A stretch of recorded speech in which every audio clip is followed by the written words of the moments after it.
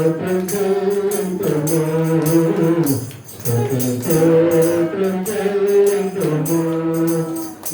స్తోత్రములు. హల్లెలూయా.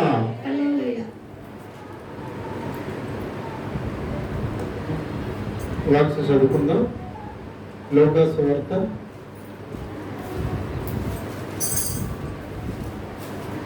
20వ అధ్యాయము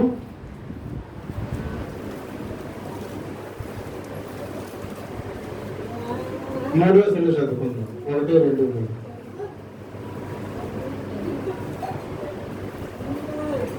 లోకా సువార్త 20వ అధ్యాయము 1 నుంచి 4వ వచనం వరకు చదువుకుందాం.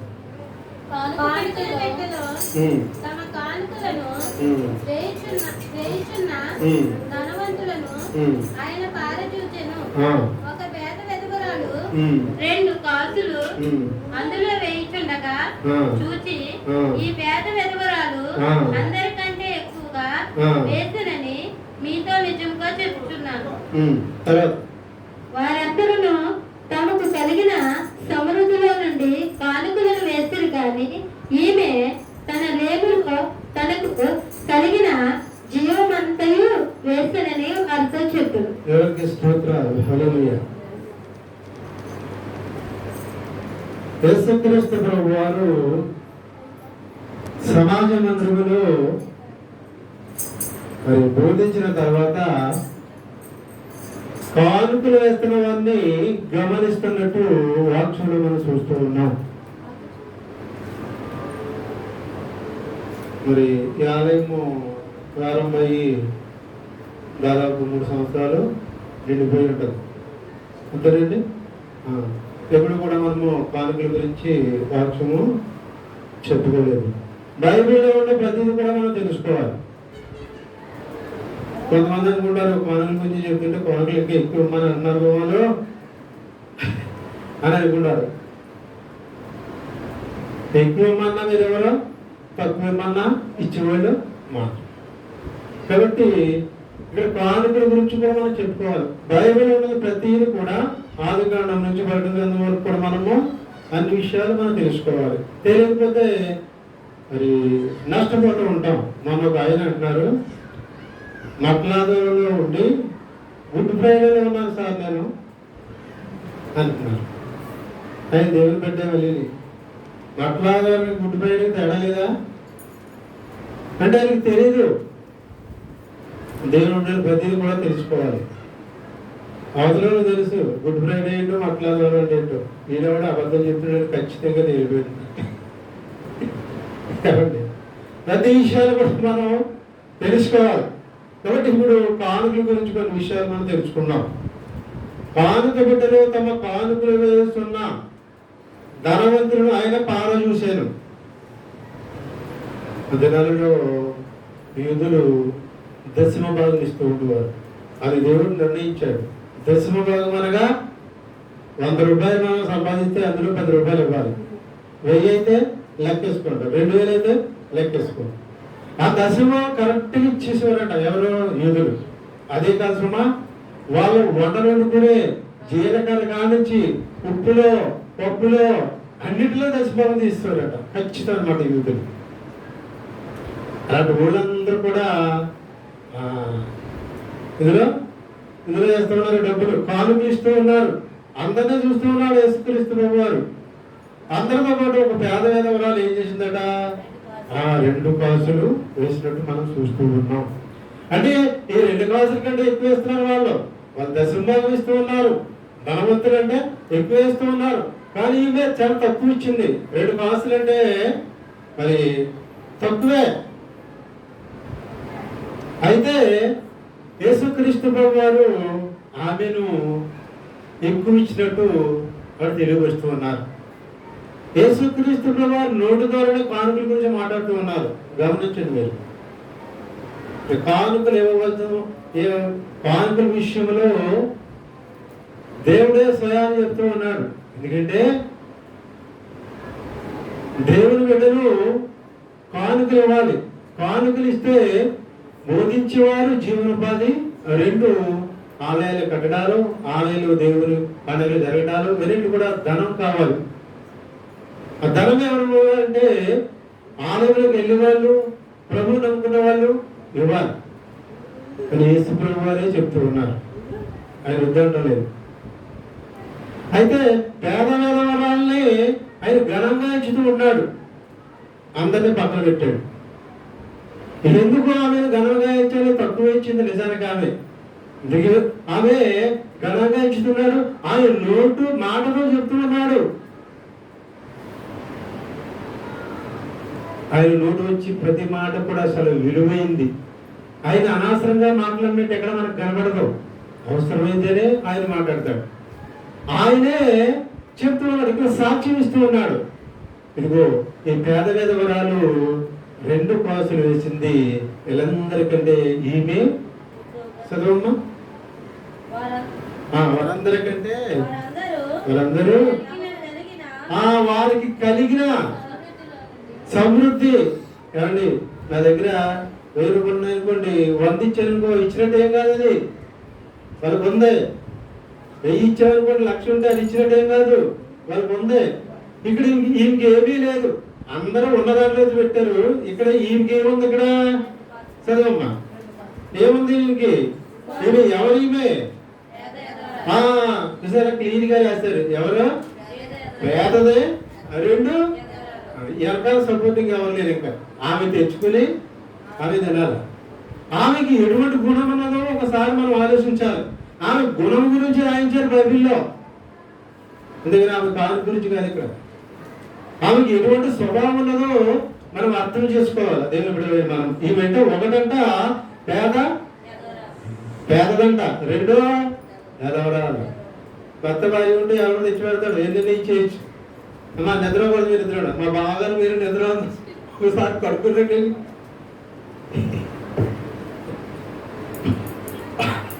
ఏమండి.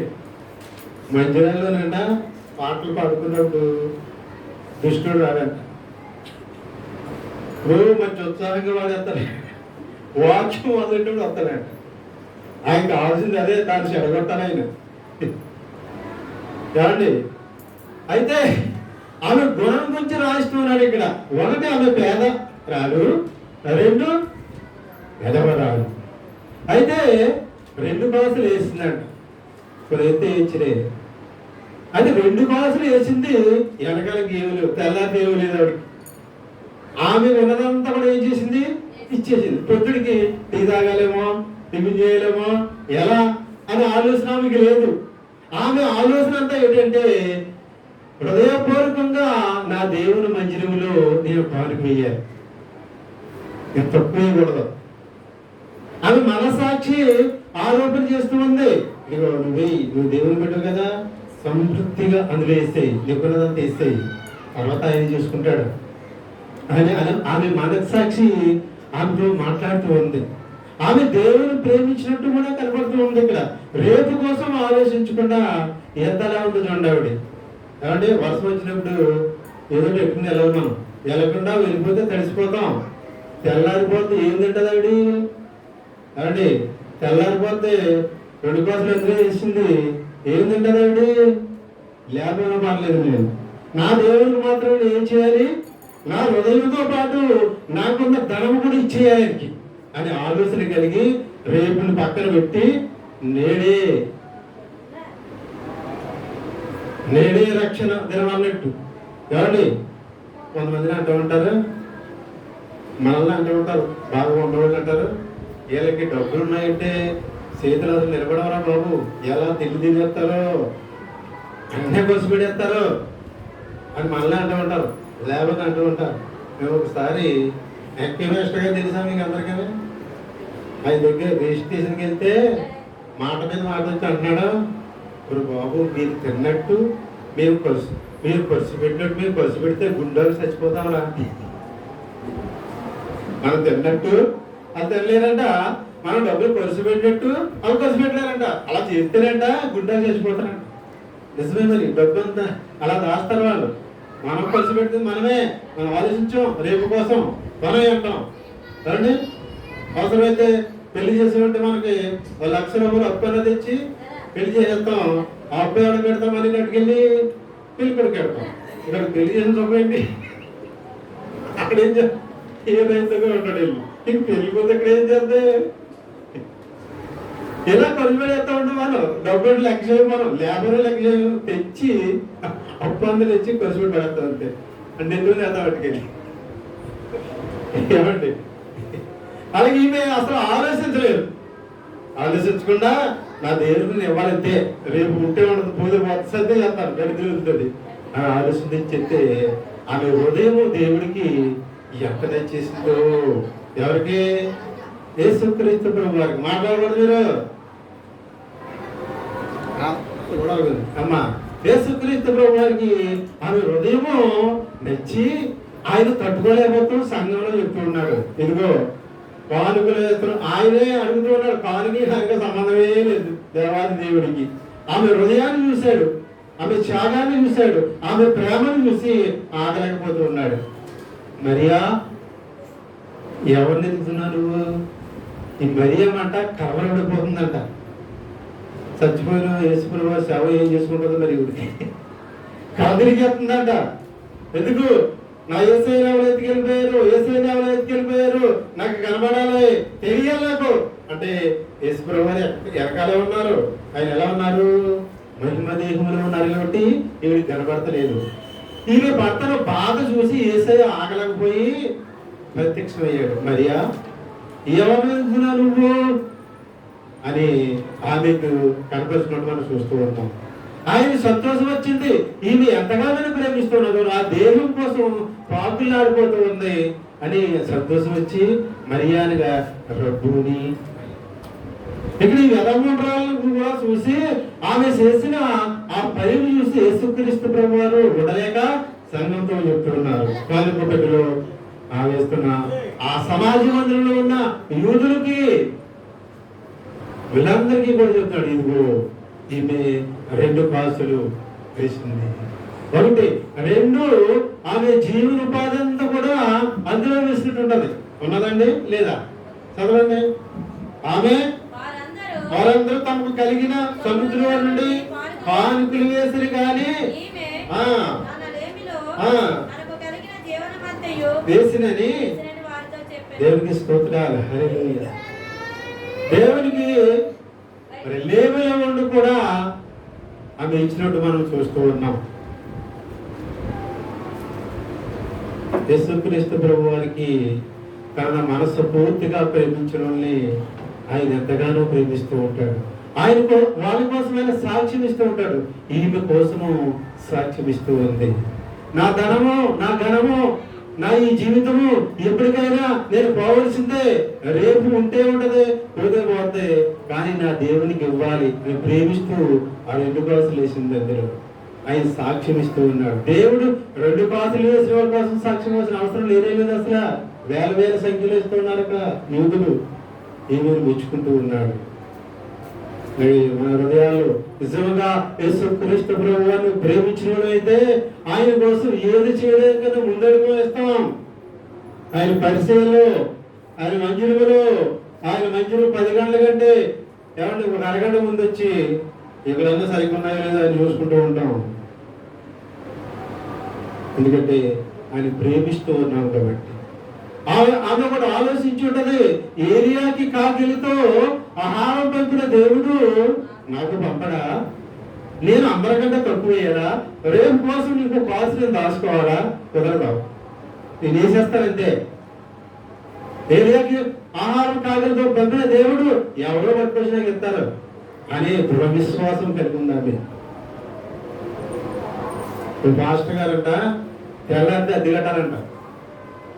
ఏమండి, అద్దెలు ఇచ్చేస్తాడు, బయటికి వెళ్ళిపోతాడు. అది కట్టిన డబ్బులు లేవు. ఇప్పుడంటే పాస్టర్ గారికి డబ్బులు చాలా ఎక్కువ ఉన్నాయండి. కానుకలు ఇస్తున్నారు, ఎన్ని ఇస్తున్నారు. అప్పుడు ఏమి ఉండేవి కాదు, పాస్టర్లకు తినడానికి తిండే ఉండేది కాదంట ఆ చిన్నతనాల్లో. ఆ పాస్టర్ గారు ఏమంటే రాజశేఖర్ గారని ఏదో ఉన్నారు, ఇంకా ఆయన సాక్షి. ఏమండి, తినడానికి తినలేదంట, తెల్లారితో ఇచ్చేస్తారంట అతింటికి. 15 రూపాయలు ఎంత కట్టి 15 రూపాయలు లేకపోతే సిగ్గుపడాలి బాబు అని బయటికి వెళ్ళిపోయాడు. ప్రార్థన చేసుకుంటూ పోయి ఆ రోజంతా బయటే ప్రార్థన చేసుకుని సాయంత్రం వచ్చాడు. అది సాయంత్రం వచ్చినోడికి తలుపు తలుపు గాలి తలుపు తీసినట్టు ఎక్కడికి వెళ్ళిపోయారండి బాబు మీరు, ఏం చేస్తావే అద్దెడు అక్కడని వెళ్ళిపోయారు. ఎందుకు? ఒక ఆయన వచ్చి మనం ఎంత అద్దె ఇవ్వాలో అంత ఇచ్చి వెళ్ళిపోడండి. పానకం మనం మీకు ఇదిగోని 15 రూపాయలకి ఇచ్చిందండి. దేవుడికి స్తోత్రం, హల్లెలూయా. ఇచ్చేసారంట. ఇంకోసారి బాగా ఆకలి చేస్తుందంట, అన్నం లేదంట. దొంగతనం చేస్తే తప్పు కానీ అడుక్కుంటే తప్పు లేదు అని నిర్ణయం తీసుకుని ఒక ఇంటికి వెళ్ళి, అమ్మ ఆకలి వేస్తుందిరా, పొద్దు నుంచి ఏమీ లేదురా అని 3 గంటలకు అడిగితే, అలాగే బాబు సిద్ధపరుస్తాలే అన్నట్ట. ఈ లోపు వాక్యం పడుతూ ఉందంట. దేవుని బిడ్డలు దేహ్యానికి ఒకరు నడకూడదు అనే వాక్యము గుర్తొచ్చిందంటే ఇంకా బాబా అనేసి ఇంటికి వచ్చినట్టుకి ఇంటికాడ ఒకళ్ళు భోజనం తెచ్చి, అమ్మా పాస్టర్ గారికి మీకు వండి పెట్టాలని తలంపు వచ్చింది, మాకు ఈ రోజు భోజనం మీ కుటుంబం అంతా తినేయండి అని ఇచ్చేసి వెళ్ళిపోయాడు మధ్యాహ్నం వంట. నేను నీరసంగా ఇంటికి వెళ్ళినప్పుడు ఏముంది, దేవునికి స్తోత్రం. ఇలా నా దేవుడు నాకు ఎలా చేస్తాడు, రేపు గురించి నేను ఆలోచించను. 2 పైసలు వేసింది అక్కడ. హృదయపూర్వకంగా దేవుని మీద ఆధారపడిపోయింది. రెండో భవిష్యత్తు ఏంటంటే, ఏనాటికైనా ఈ జీవితము అక్కడదే కానీ ఇక్కడదే కాదు. ఈ 2 క్లాసులో కాసు దాచుకున్నా ఈ రాత్రి వెళ్ళిపోయి కాసు ఎవరింటికి వెళ్తాడా అండి? ఆ కాసు ఎవరింటికి వెళ్తాడా? అసలు బయటికి వెళ్తుందా? వెళ్ళెత్తదా? ఒక పెట్లు వేసినా తీసేస్తారు బయటికి, ఉంచరా. ఇక్కడ యేసుక్రీస్తు ప్రభువారు సాక్ష్యం ఇస్తూ ఉన్నారు. ఈ పేద వెరవరాలు అందరికంటే ఉన్నతమైనగా చేసింది. ఆయన నోటు ద్వారా ఆయన సాక్ష్యం ఇస్తూ ఉన్నాడు. ఎక్కువ వేసిన పక్కన పెట్టాడు. కాబట్టి పాత నిబంధన దశమ భాగం అడుగుతూ ఉంది. కొత్త నిబంధన వచ్చేసరికి నువ్వు మనస్ఫూర్తిగా ఇవ్వాలి. నువ్వు ఎంత ఇచ్చినా సరే, అంటే నువ్వు ఎంత ఇస్తున్నావో ఆయనకు తెలుసు. నీ దగ్గర ఉన్నది ఇస్తున్నావో లేకపోతే ఇస్తున్నావో, ఇవి ఎదమండలాగా ఆయనకు తెలుసు. మరి ఇప్పుడు యేసుక్రీస్తు వారు ఎక్కడ కూర్చున్నారో రాసి పెట్టింది. ఇక్కడ కానుకల పెట్టిన కూర్చున్నాడు అంతే. ఆయన ఏం చూడలేదు. కానుకలు వేసినప్పుడు మనం ఎలా చేస్తాం? కానుకలు ఎంత కదా చేయబట్టి చేస్తామా? మూసేసి అందులో వేసేస్తాం. అందరూ మూసేసేస్తారు అందులో. మరి ఈయన ఎలా కనిపెట్టాడు అండి? ఈయన ఎలా కనిపెట్టాడు? ఆయనలో దైవత్వం ఉన్నదే. ఆయనకు మరుగైంది ఏమి ఉండదు. యేసు ప్రభుకి మరుగైంది ఏమి ఉండదు. ఇప్పుడు మనం ఏం ఆలోచించుకున్నామో ఆయనకు తెలుసు.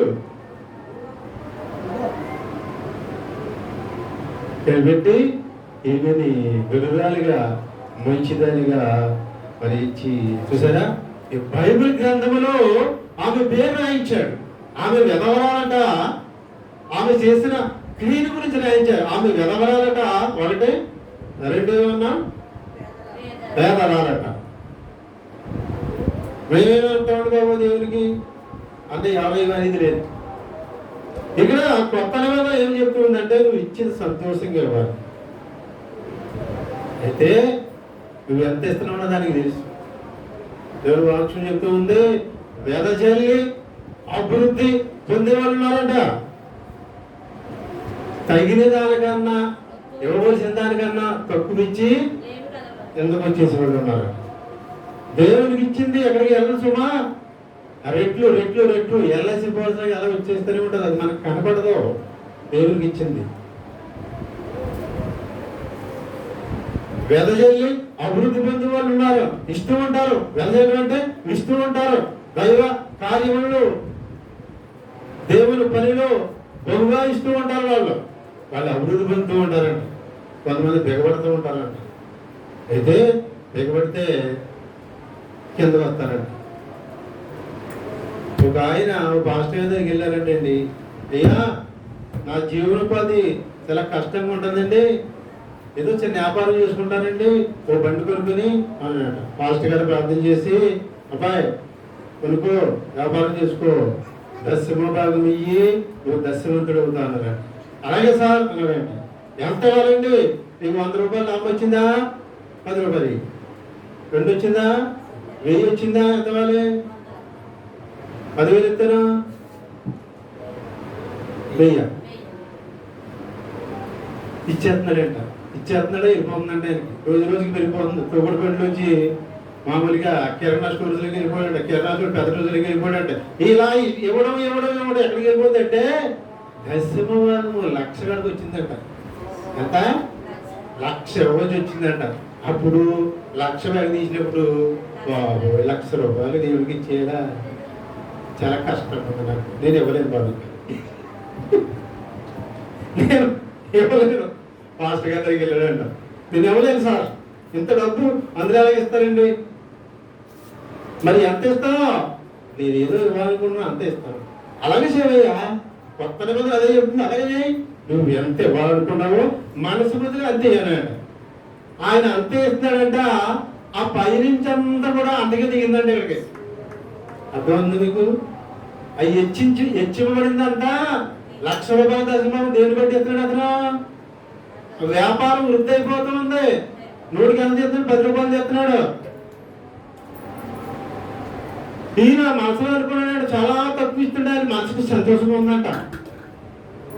అయితే ఆ ఇచ్చింది ఆ 1,00,000 వ్యాపారం ఎక్కడికి వచ్చిందంటే వేళ్ళకి వచ్చేసింది. పరిగెట్టినట్టు మళ్ళీ అయ్యా ఇలా అయిపోతుంది బాబు నా బ్రతుకు. ఏమయ్యా 1,00,000 రూపాయలు కూడా ఎందుకయ్యా దేవుడికి? వద్దు, నీకు ఎంత ఇవ్వాలందో మనసు అంతే లేదండి బాబు. 1,00,000కి అధికారిని అయ్యాను. 1,00,000 రూపాయలు ఇచ్చే స్థితి నాకు ఎలా వచ్చిందంటే ఆయన వల్లేనండి. నేను మంచోడు కాదండి, మళ్ళా మొదటి స్థితిలోకి వెళ్ళిపోతాను. నేను 1,00,000 రూపాయలు ఇస్తానన్నాడు. అయితే దశంబాబుని ఇల్లు పైకి వెళ్ళాను. మళ్ళీ మొదలెట్టాడంట 1,00,000 రూపాయలు దశంబాబు ఇస్తాడు. దేవుడికి స్తోత్రాలు. అందుకంటూ ఉంటాడు దేవుడు, నువ్వు ఎంత ఇవ్వాలనుకున్నావో అంత వస్తుంది.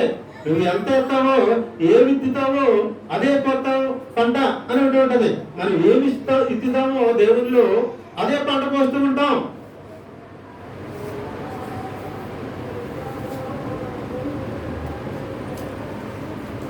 కాబట్టి మళ్ళా దశభాగం ఇవ్వటం మొదలెట్టాడు. మొదలెడితే మళ్ళీ పైకి వెళ్తూ. కాబట్టి మనం ఏ విత్తుతామో అదే పంటకు వస్తాము.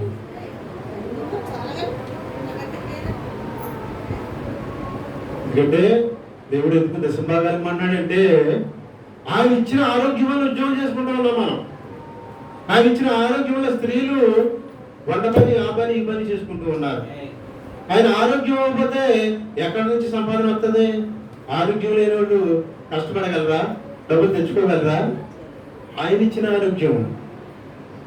ఆయన ఎందుకు ఇమ్మంటూ ఉన్నాడంటే మీకు బోధించే వాళ్ళకి అవసరమైనది. వాళ్ళు పోషింపబడాలి, మీరు బోధించాలి. మీ డబ్బు నాకు కూడా కావాలి, నా దేవునికి ఇస్తానన్నట్టు భాగం నాకు కూడా కావాలి. మీరు ఇచ్చుడే నాకు ఇష్టము. మీరు ఇస్తే నేను సంతోషిస్తూ ఉంటాను. మీరు ఇస్తే నేను సంతోషించి తిరిగి మళ్ళీ మీకు ఇచ్చేస్తాను. చిన్నపిల్లడు ఏమండి మనమే పట్టుకెళ్ళి ఇస్తాం. పట్టుకెళ్ళిచ్చి మరి కొంచెం ఎట్టి అంటాం. అవునా అండి? కొంచెం ఎడతాడు, ఏమిటో ఇంత తీసి ఎడతాడు. ఎంత సంతోషిస్తామా? ఎట్లా ఎత్తేనో ఎడతాడు.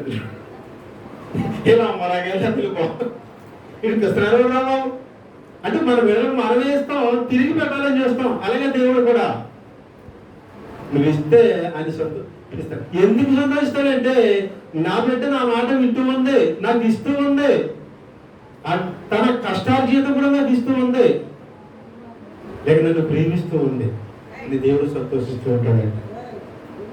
మన బైబిల్ గ్రంథంలో ఆది దంపతులకు 2 పుత్రులు పుట్టారు. ఆది దంపతులు మన బైబిల్ గ్రంథంలో చూద్దాం. ఆది గ్రంథము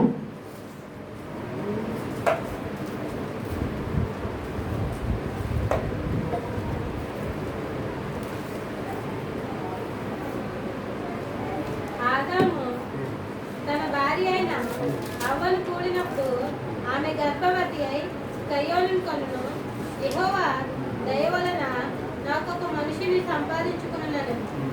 తరువాత ఆమె అతని తమ్ముడగు ఏబేలును కనును.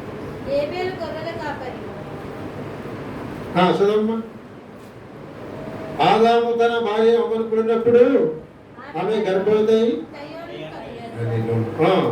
యెహోవా దయ వలన నేను ఒక మనిషిని సంపాదించుకున్నానని అనుకోలేను.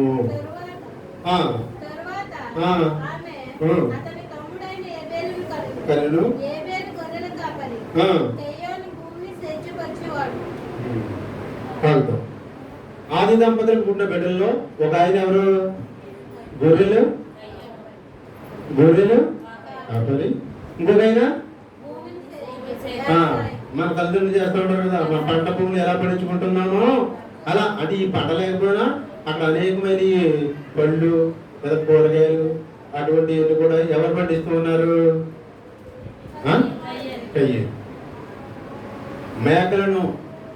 మేకల మందలను ఎవరు మేపుకుంటూ ఉన్నారు? వీళ్ళిద్దరూ జన్మించారు ఆది దంపతులకి. వీళ్ళ జీవనం ఇలా జరుగుతూనే ఉంది. ఒకనొక దినం వచ్చింది. వీళ్ళు ఇందా చెప్పినాం కదా, ఇశ్రాయేలు ఖచ్చితంగా 10వ భాగము ఇస్తారు, ఇవ్వాలి. ఈ సమయం వచ్చింది, అర్పణలు అర్పించాలి అప్పుడు. అయితే మరి అర్పణ అర్పించడానికి ముందుగా ఎవరెళ్ళారంటే కయ్యేని వెళ్ళి చూస్తూ ఉంటాం గ్రంథంలో. ఏ పేరు కాదు, కయ్యేని వెళ్ళాడు. కయ్యేను తను పండించిన పంటలో కొన్ని పట్టుకెళ్ళి దేవుని ముందు పెట్టాడు. ముందు ఆయన వెళ్ళాడు, తర్వాత వెనకాల ఇచ్చాడు. ఎవరు? ఏబేలు గారు. కొన్ని తెచ్చాడు. కొన్ని తెస్తే ఆయన అర్పణ దేవునికి అంగీకారమైంది. ఈయన అర్పణ నిజానికి ఎవరి అర్పణ అంగీకారం అవ్వాలంటే కయ్యేన అర్పణే అంగీకారం అవ్వాలి. ఎందుకంటే ముందే కదా ఆయన వెళ్ళాడు. కాబట్టి ఒక ఇంటర్వ్యూకి వెళ్ళినప్పుడు ఆ టైంకి వెళ్ళిన ఇంటర్వ్యూ చేస్తారు. టైం తగ్గకపోతేనో పోమంటారు వ్యక్తి, నువ్వు క్వాలిటీకి వెళ్ళాడు. ఖచ్చితంగా బాబు ముందే వెళ్ళాడు కయ్యను. అయితే ఆయన అర్పణ ఏమైందంటే అంగీకరింపబడలేదు. వెనకాల వచ్చాడు ఏబేలు, ఆయన అర్పణ అంగీకరింపబడింది. ఎప్పుడైతే ఆయన అర్పణ అంగీకరింపబడిందో, ఈయన అర్పణ అంగీకరింపబడలేదో, ఈయన కోపం వచ్చినట్టు మనం చూస్తూ ఉంటాం. నా తమ్ముడు పెట్టింది దేవుడు అంగీకరించాడు, నేను తీసుకొచ్చాను, ముందుగా నాది అంగీకరించలేదు, కోపం వచ్చింది. బాగా గమనించాను. ఏమొచ్చింది? కోపము. బైబిల్ గ్రంథం చెప్తూ ఉండదు కోపము పాపము. ఒకవేళ మనకు కోపం వచ్చినా ఎందుకు వచ్చింది కోపం అని ఆలోచించుకోవాలి. ఇంటికి ఆలోచించుకొని సూర్యుడు అస్తమించు లోపునే ఆ కోపాన్ని మనం వచ్చి తీసేసుకోకపోతే స్టాండర్డ్ అయిపోయి పెరిగిపోతూ ఉంటుంది. రోజుకి పెరిగిపోతూ ఉంటుంది. యాసిడ్ లాగా మన హృదయాన్ని కాల్చేస్తూ ఉంటుంది. నాకు నెమ్మది ఉంటుంది, నిద్ర కూడా పడదు, నిద్రలో లేచి అది గుర్తుకొస్తూ ఉంటుంది. అలాగంటే ఏమండి, ఆ కోపాన్ని మనము ఆహ్వానించకూడదు, తమిళయ్యారు బయటికి. అయితే ఇక్కడ కయ్యేను ఆ కోపం వచ్చింది, దాన్ని ఆహ్వానిస్తూ ఉన్నాడు. ఆ కోపం ఆయన హృదయంలో ఉండిపోయింది.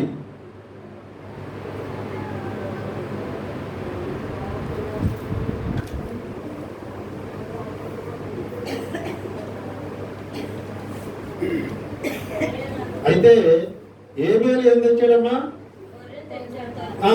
ఏబేలు ఏం చేశాడు చూద్దాం. తొలిచూరిగా పుట్టిన వాటిలో కొవ్విన వాటిని కొన్ని తెచ్చు. యెహోవా ఏబేలును అతని అర్పణను లక్ష్య పెట్టెను.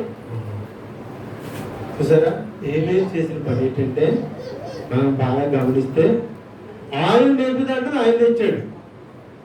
అయితే ఇంకో విశేషం ఉంది ఇందులో. ఏం చేశాడు? ఏబేలు తొలిచూరిగా పుట్టిన వాటిలో కొవ్విన వాటిని తెచ్చాడు. దేవునికి స్తోత్రాలు. తొలిచూరు ఒకటి, కొవ్వినది ఒకటి. తొలిచూరు కుమారుడు అనగా జ్యేష్ఠుడు, అవునా? కనిష్ఠుడు అనగా చిన్నడు అవుతాడు. జ్యేష్ఠుడు జ్యేష్ఠత్వాన్ని ఎదుగుతూ ఉన్నాడు. ఆ జ్యేష్ఠుడు చూడండి, ఒక గృహంలో తండ్రి లేకపోతే పెద్ద కుమారుడిదే బాధ్యత. తండ్రి లేదనుకున్న గృహంలో పెద్ద కుమారుడే అందరికి పెళ్లిళ్ళు చేసి అందరికి ఇవ్వని ఇచ్చి ఏమని ఉంటే తినడం లేదా అలా వినకూడదు. అది బాధ్యత, అది రూలు. ఇక్కడ ఏబేలు తొలిసూలు వాటిని పెంచాడు. తొలిసూలు వాటికి ప్రాధాన్యత ఉంది. ఇప్పుడు అనుకున్నాం కదా, ఇంటికి పెద్ద కుమారుడే అధికారం కలిగిన వాడు ఉంటాడు. ఒక సమస్య వస్తే తండ్రి పిలుస్తాడు, పెద్ద కుమారుని పిలుస్తాడు. పిలిచి ఈ సమస్యకు పరిష్కారం ఎలాగరా ఆలోచిస్తాడు. ఇద్దరు మాట్లాడుకుంటూ ఉంటారు. చిన్నోడు పిల్లరు, పిల్లలు పిలిస్తేనే నాకేం తెలిసినా అంటాడు చిన్నోడు. పెద్దోడికే ఏదో సలహా ఇస్తాడు. ఒక కుటుంబంలో ఏదైనా గొడవలు వచ్చాయనుకోండి, పెద్ద కుమారుడే సరిచేయండి. ఒక తమ్ముడు అంట ఊర్లోకి వెళ్ళి గొడవ తెచ్చాడంట. ఎవరో కొట్టేసి వచ్చాడు, ఇంటికి వచ్చేసాడు, పరిగెత్తున్నాడు. వస్తే ఆన్ పెట్టుకోవాలి కదా, అలా వచ్చి పెద్ద నీరు పెట్టుకున్నాడు. ఈ ఇంటికి ఎవరండి పెద్దలో? తండ్రి లేడు కదా, ఎవరు పెద్దలో? అన్న. అన్న వెళ్దామనండి. ఎందుకు తప్పు చేసినాడు ఎవడు? తమ్ముడు తప్పు చేసినాడు వాడున్నాడు. అన్న ఏం చేయడు? ఆ పెద్దని వెళ్దామనండి అన్నాడు. వచ్చాడు. ఏమయ్యా నీ తమ్ముడు ఏంటి చేసిన పని? మా ఊళ్ళని అనవసరంగా కొట్టాడు, గాయపరిచాడు, పరిగెట్టుకొచ్చాడు, వెళ్ళి వచ్చేసాడు. ఏం చేయమంటావు?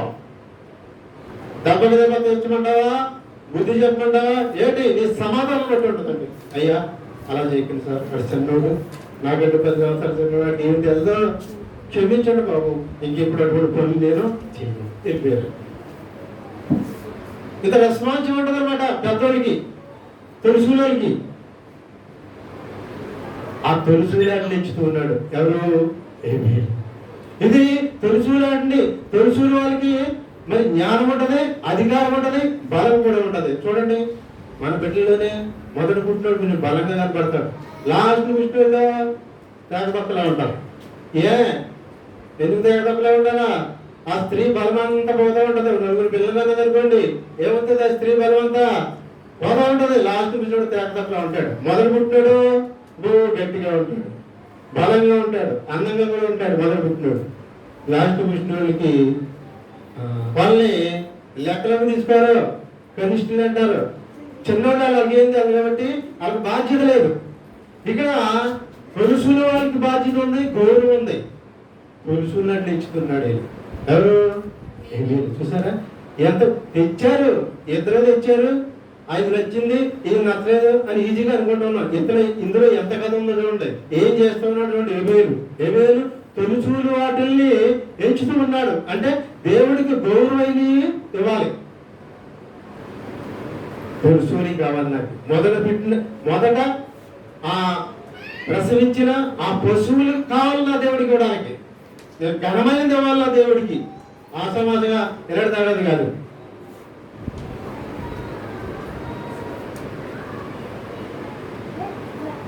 ఒక ఆవిడ అంటుందంట పాస్టర్ దగ్గరికి వెళ్ళి, అయ్యా వీడు ఎందుకు పనికిరాని కూడా తయారయ్యాడు బాబు, గట్టిగా మాట్లాడి తిరగబడిపోతున్నాడు, వీడు దేవుని శాప పడుకున్నట్టు. ఎందుకు పనికిరాడంట? తన తల్లి మాట అన్నాడంట, దేవుని శాప పడిపోతాడా?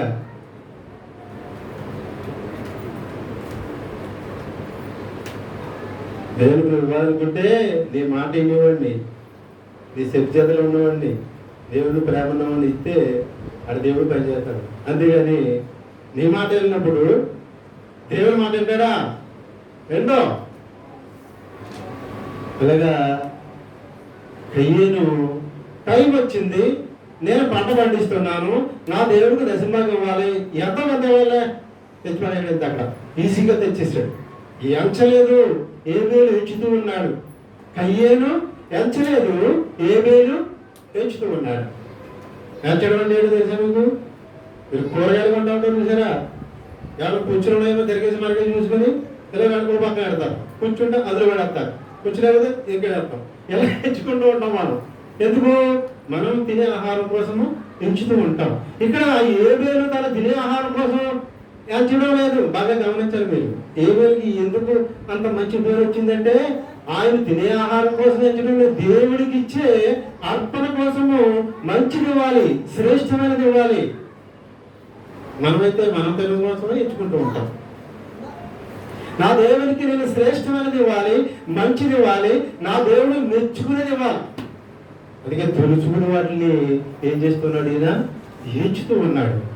ఆ తొలుసు నుంచి ఇంకో పని చేస్తాడు. తొలుసుని వాటిని ఎంచి ఆ తొలుసుని వాటిలోనే క్రొవ్వుని ఎంచుతూ ఉన్నాడు. ఏంటి? క్రొవ్వుల మాసం బాగుంటుందా, పౌలని మాసం బాగుంటుందా?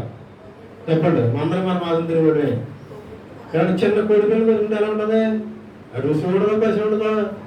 దుమ్ములు మాసం కదా, ఏదో తిన్నా పేరుకి తింటాం. అదే సరైన వయసు వచ్చిన కోడి కోసుకుంటే బాగుంటుంది. ఇక్కడ ఏమేమి అది కూడా ఉంచుతున్నాడు. బాగా గమనించాడు.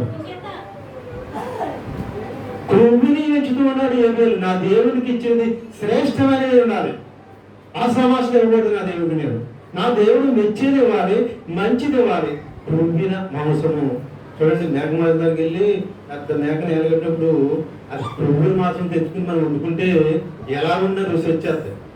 అదే చిన్న చిన్న నక్కపిల్ల కుక్కపిల్ల నాటి చూసారా, చిన్నతోళ్ళు అందులో అయితే నువ్వు ఏ వేసి ఉంటే మేక మాంసం వాసనే కదా. అది గమనించాలి. క్రొవ్విన వాటిని నా దేవునికి ఇవ్వాలి. ఒకటి ఎంచుతూ ఉన్నాడు. దేవుని ఇందులో ప్రేమ కనపడుతూ ఉంది, భయం కనపడుతూ ఉంది, భక్తి కనపడుతూ ఉంది. ఎవరిలోని? ఏబేలులో. దేవుని ఎందుకు ప్రేమ ఉంది కాబట్టి శ్రేష్టమైన ఇవ్వాలనుకుంటూ ఉన్నాడు. అమ్మో దేవునికి ఇచ్చిన అటు ఇటు ఇవ్వదు బాబు, దేవుడు కోపడతాడేమో. భయం ఉంది. 2 భక్తి ఉంది, నా దేవునికి ఇవ్వాలి. 3 కనపడుతూ ఉన్నాయి లక్షణాలు. ఎవరిలో? ఏబేలులో కనపడుతూ ఉన్నాయి. కయ్యేనులో లేవు. దేవుడు తెచ్చాడు, అక్కడ పెట్టాడు. కయ్యేనులో ఉన్నది ఏంటంటే నా అన్నదే అంగీకారం అయింది, నాది అంగీకారం లేదు, కోపం ఉండిపోయింది కయ్యేనులో. కయ్యేను బాగా ఆలోచన చేయాలి. నేను తెచ్చాను, నా తమ్ముడు తెచ్చాడు, నా తమ్ముడు అప్పన్న దేవుడికి ఎందుకు అంగీకారం అయింది అనే ఆలోచన కయ్యేనులో రావాలి. వచ్చును దానికంట ముందు ఇంకోటి వచ్చింది కయ్యేనులోకి. ఏమొచ్చింది?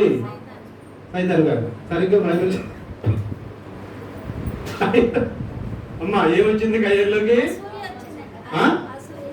మూసేసారా బైబిల్?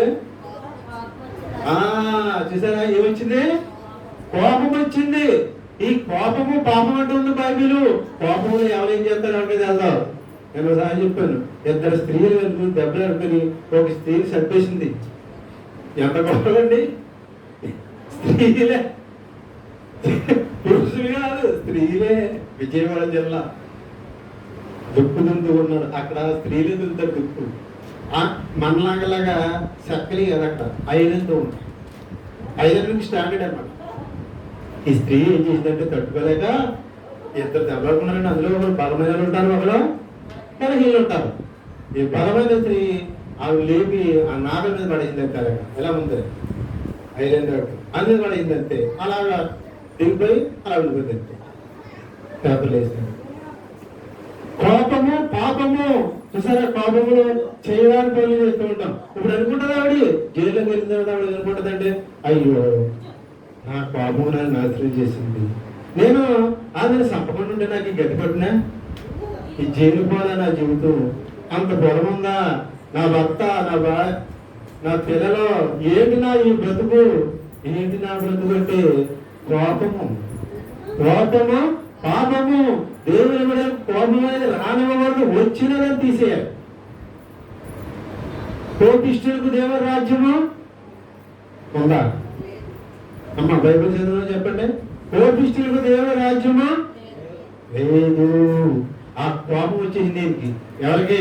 ఈ కోపం వచ్చేసి కోపం రాకుండా అడుగులు, ఒరే అన్న తమ్ముడు ఏబేలు ఏంట్రా నీ కాలుక వచ్చి ఆకాశం అగ్ని వచ్చి దేవుని వద్దకు వెళ్ళిపోయింది, కాల్ చేసింది, నాది ఎందుకు రాలేదురా అంటే అప్పుడు చెప్పినామో పాపం ఏబేలు, ఒరే ఎలా ఇచ్చి చూసాను నేను, నీకు మంచి ఇచ్చాను, నువ్వు ఏది ఇచ్చావంటే అని తెలుసు. ఏమి ఇచ్చేసాడో బాబు, అందులో కొలిసేసి అందులో కూర్చున్నాయో వచ్చి ఎవరంటే పట్టు సుమా చెప్పు నువ్వు. ఈ కయ్యేను కూడా నెక్స్ట్ టైము మంచి ఇచ్చిన కయ్యేను అర్పణ కూడా దేవుడు అంగీకరించను. కయ్యేనికి కోపం వచ్చింది, కోపం వచ్చి పాపం చేశాడు. అప్పుడు ఎవడు అంటూ ఉంటాడు, చదువమ్మా. కాబట్టి కయ్యానుకు ఉమ్, మిక్కిలి కోపం వచ్చి ఆ, అతడు తన ముఖము చిన్నబుచ్చుకొనగా ఆ, యెహోవా, కయ్యానుతో ఆ, నీకు కోపమేలా ఆ, ముఖము చిన్నబుచ్చుకుని ఉన్నావేమి ఆ, నీవు సత్క్రియ చేసిన ఎడల ఆ, తలనెత్తుకొనవా ఉమ్, సత్క్రియ చేయని ఎడల ఉమ్, వాకిట పాపం పొంచియుండెను ఉమ్. నీ ఎడల దానికి వాంఛ వాంఛ కలుగు కలుగు. నీవు దాని తెలియదు. చూసారా, వీళ్ళు ఆది దంపతులు కుమారులండి, ఎవరో కాదు వీళ్ళు. మొదట మానవులు ఎవరు లేరు. ఆదామవుల గురించి నాకు తెలుసు. ఆదామవులు స్వయంగా తీసుకున్న జంట కుమారులు వీళ్ళు. అందుకు దేవుడు సావాసం ఇంకా ఉంది. దేవుడు మాట్లాడుతూ ఉన్నాడు ఎవరితో? కయ్యతో మాట్లాడుతూ ఉన్నాడు. కయ్యను, నీకు కోపం ఎలా? నీ ముఖం ఎందుకు సెలవుచ్చుకున్నావు? కోపము వచ్చిందే అన్న సంగతి దేవుడు తెలుసు. నీకు కోపం ఎలా? ముఖం ఎందుకు చిన్నపుచ్చుకున్నావు? కొంతమంది కోపం పెడితే తెలదాం, కొంతమంది కోపం పెడితేనో తెలిసిపోతారు. ఇంకా అది మంచిది. తెలియని పాపం చాలా డేంజర్స్ అమ్మా. మనతో మాట్లాడతారు, ఊహు అంటారు, కానీ లోపల ఏముంటది? అమ్మో వాళ్ళు డేంజరు, ప్రమాదం. ఇదే మంచిది. ఏది? కోపం వచ్చిన సార్ నీతో నేను మాట్లాడి, అదే మంచిది. ఇక్కడ ఈయనకు కోపం వచ్చింది. ముఖం ఆ శరీరంలో కోపాన్ని చూపెడుతూ ఉన్నాడు, ముఖంలో చూపెడుతున్నాడు. దేవుడు అంటూ ఉన్నాడు, దేవుడు మాట్లాడుతూ ఉన్నాడు వాళ్ళతో. అయ్యేను కోపం ఎలా? ముఖం ఎందుకు చనిపించుకున్నా?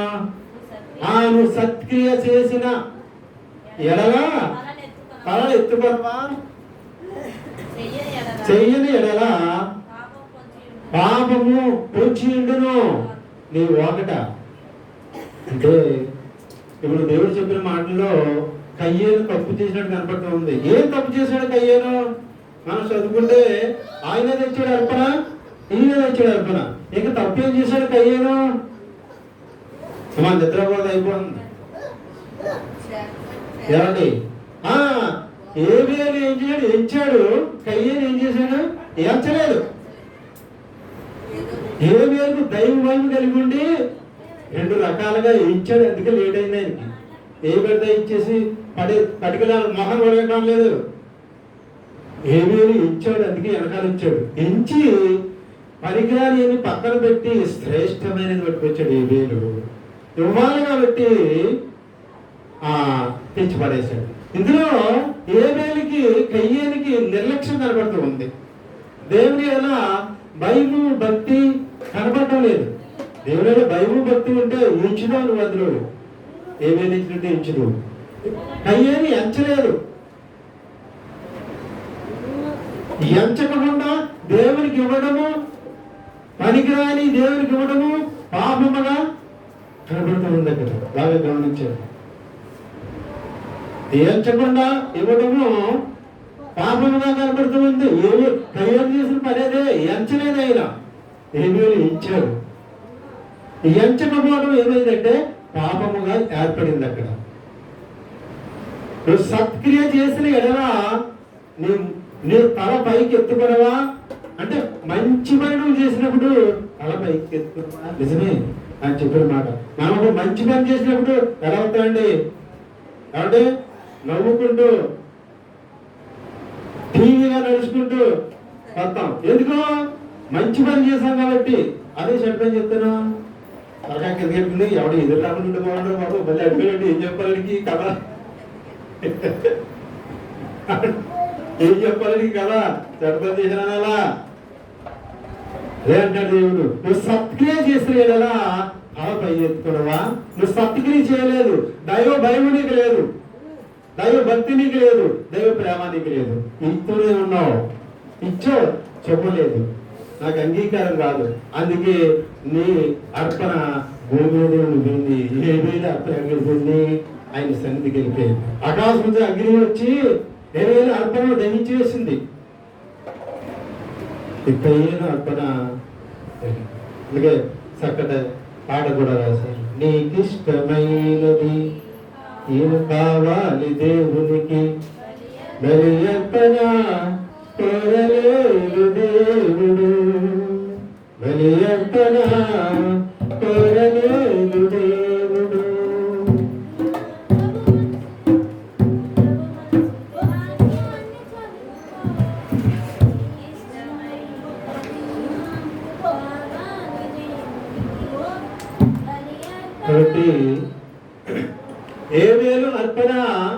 నచ్చింది దేవునికి కయ్యేని అర్పణ తెచ్చాడు కానీ అది నచ్చలేదు. ఎందుకనగా అందులో ప్రేమ కనబడలేదు. అందుకే దేవుడు అంటూ ఉన్నాడు, నువ్వు ఇచ్చింది మనస్ఫూర్తిగా ఇయ్యి, ప్రేమతో ఇయ్యి. ఎలా ఇస్తున్నావో నీకు తెలుసు. నీ హృదయము నీకు ఆరోపణ చేయబడు. అంటే నాకు అనిపించినప్పుడంట మన హృదయం అనుకో ఆరోపణ చేయకూడదంట. ఇదిగో ఏం నువ్వు ఇస్తున్నావు, ఈ కానుక ఏం నువ్వు ఇస్తున్నావు, నువ్వేంటి కానుక ఏంటి అసలు అది హృదయం ఎప్పుడన్నా నీతో మాట్లాడుతూ ఉంటే ఆ హృదయాన్ని మాట విను. ఆ హృదయం ఆరోపణ చేస్తూ ఉంటుంది, నేరాపణ చేస్తూ ఉంటుంది మనల్నే.